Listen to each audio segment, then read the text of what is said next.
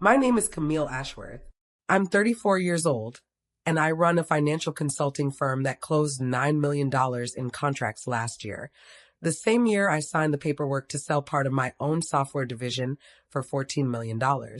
I have a corner office on the ninth floor of a glass building in downtown Columbus, a townhouse with a view of the Scioto River, and a closet full of tailor blazers I bought myself, one paycheck at a time. My family disowned me 9 years ago, the same spring I made my first six-figure quarter. I want you to sit with that for a second, because in about 11 minutes, you're going to watch a caterer named Diane Bellamy stand in front of 90 wedding guests in linen and pearls, hold up a printed deposit slip with my name on it, and read it out loud in a voice that carries across an entire stone terrace, while my older brother's face falls apart in real time. My mother once told me, standing in her kitchen on Larchmont Avenue with the smell of burnt coffee still in the air, "You were never really part of this family, Camille. You just paid the bills sometimes."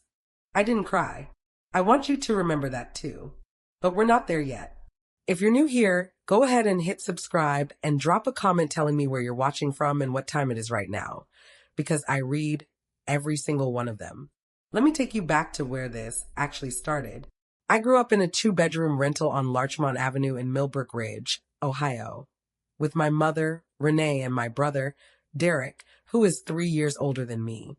My mother worked double shifts as a scheduling coordinator at Millbrook Regional Hospital, and money was tight enough that I started bagging groceries at Fenwick's Market when I was 15, coming home smelling like cardboard and cold cuts.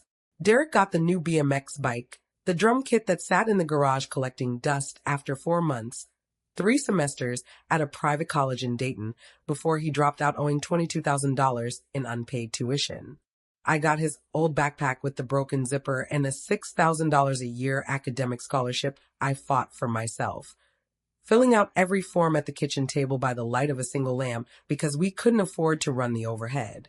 Nobody ever said it directly, but the math was obvious by the time I was 12. Derek was the son who was going to make something of himself, and I was the daughter who was expected to help make that happen, quietly, without complaint, and usually without thanks. I finished my accounting degree at Ohio State in 2014, got my CPA license at 24, and by 27 I'd left my job at a regional firm to start my own shop, Ashworth Ridge Financial, out of a converted garage on Pine Hollow Road. It grew faster than I expected.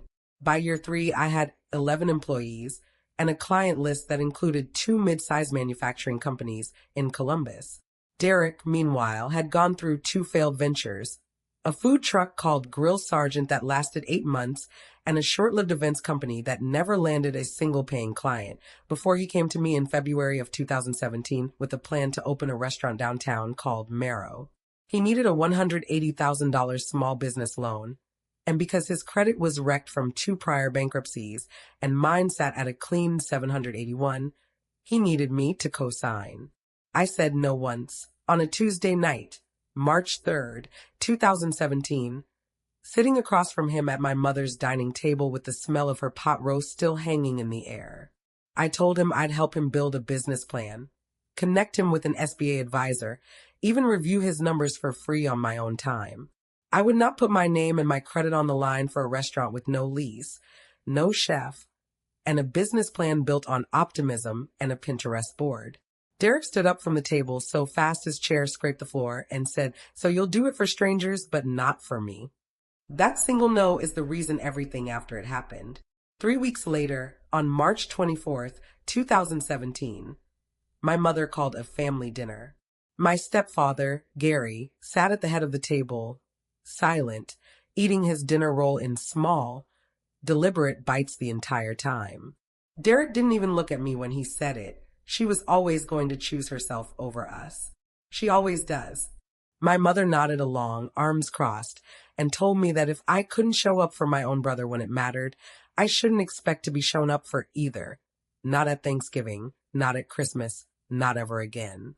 I sat there in that dining room, under the same yellow light fixture that had hung there since I was 6 years old, and I felt something go very still and very quiet inside me. I didn't yell. I didn't cry. I told them I loved them. I picked up my coat and I left. I was 25 years and 4 months old, and I drove the 11 miles home with the radio off. Year 1, I heard nothing, not a call, not a text, not a single word. Year 2, a birthday card I mailed to my mother came back marked return to sender, still sealed, in April of 2019, and I kept that envelope in a drawer for longer than I'd like to admit. Year 3, I started a folder on my laptop, one I still keep, labeled Ashworth_family_records, every email, every voicemail transcript, every screenshot, saved with dates and timestamps, not because I planned to use them, but because some part of me needed proof that I hadn't imagined any of it. Year 4, I hit my first $1 million client contract, a manufacturing group out of Dublin, Ohio, and I remember sitting alone in my car in the parking garage afterward, crying for exactly 4 minutes, and then driving home. By year 5, Ashworth Ridge Financial had grown to 34 employees and a $2.3 million annual revenue. I bought a townhouse in the Delridge Heights neighborhood, got a golden retriever named Biscuit, and built a life that had absolutely nothing to do with anyone on Larchmont Avenue. The person who filled that space wasn't blood. Her name is Ruth Calloway, and she was my first supervisor at the regional accounting firm, back when I was 23 and terrified I didn't belong in any room I walked into. Ruth kept a spare key to her office building for the nights I stayed late studying for the CPA exam under fluorescent lights, living on gas station coffee and granola bars.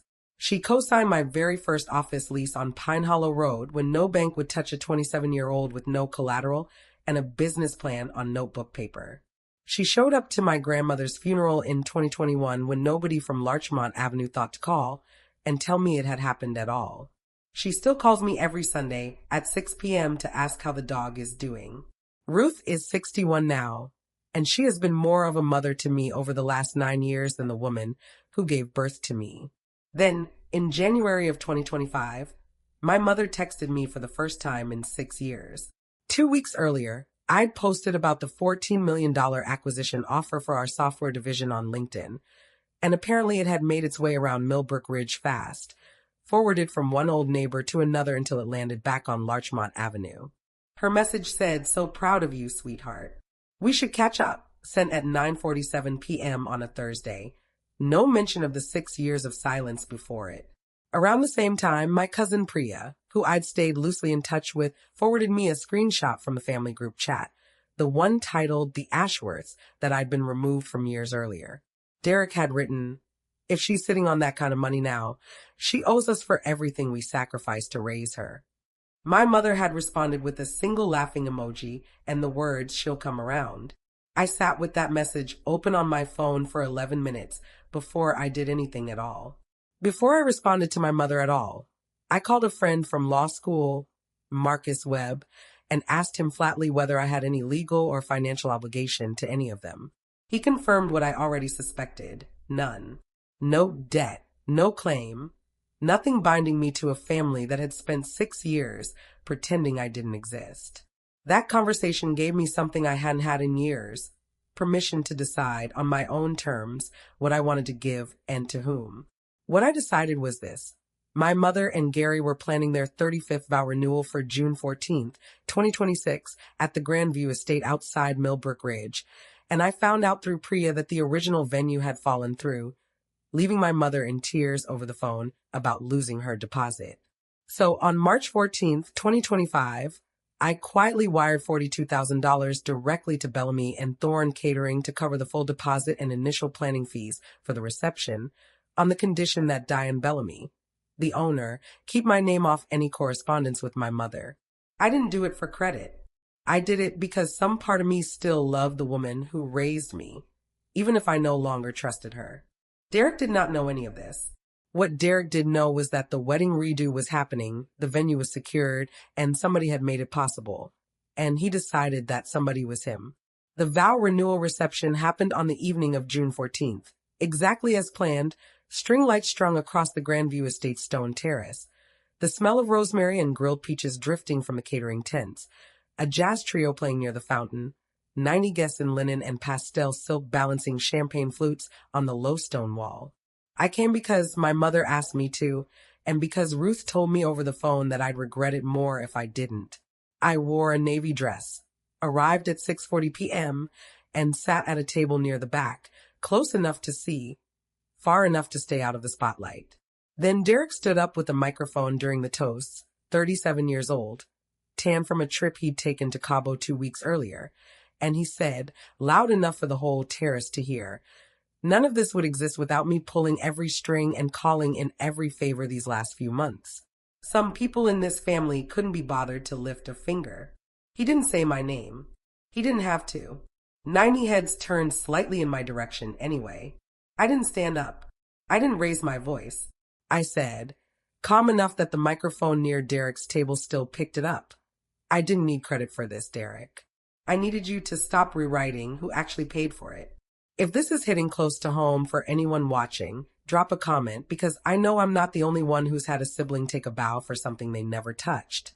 That's when Diane Bellamy walked over from the catering tent, holding a printed invoice in her hand, because my mother, confused, had asked her directly who the deposit came from. Diane didn't know it was a secret. She read it out loud, plainly the way you'd read any receipt. Deposit received March 14th, 2025. $42,000. Payment method, wire transfer. Account holder, Camille Ashworth. The terrace went quiet in that specific way that only 90 stunned people can manage at once.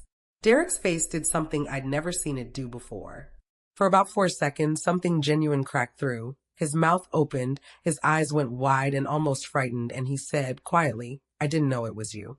Then, just as fast, the wall went back up, and he added, louder, defensive, "That doesn't erase 9 years of you barely speaking to any of us."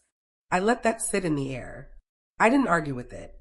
I've learned that the truth doesn't need me to defend it once it's already been read out loud. What came apart after that wasn't anything I did. 2 weeks later, I heard from Priya that Derek's own $9,500 final catering balance, the one he'd told our mother he was personally covering, bounced. His card was declined twice at the final walkthrough.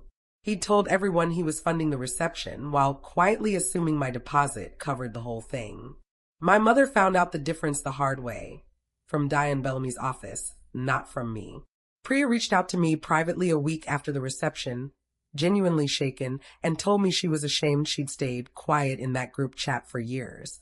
I don't know yet what to do with that apology, but I haven't closed the door on her the way the rest of them closed it on me. If there's one thing I want you to take from this, it's that you don't have to announce your worth in a room that's already decided not to see it. You don't have to fight for the microphone when the receipts are sitting quietly in a filing cabinet, waiting for someone else to open the drawer. I gave my mother a wedding redo because some part of me still loved her, not because I needed applause for it, and when the truth finally surfaced, it didn't need my voice behind it at all. Sometimes the most powerful thing you can do isn't correcting the story out loud. It's simply living a life so well documented that the story corrects itself. If this story meant something to you, subscribe for more, drop a comment, and tell me what you would have done in that reception hall. And share this with anyone who's ever had their own receipts rewritten by someone else. I'll see you in the next one.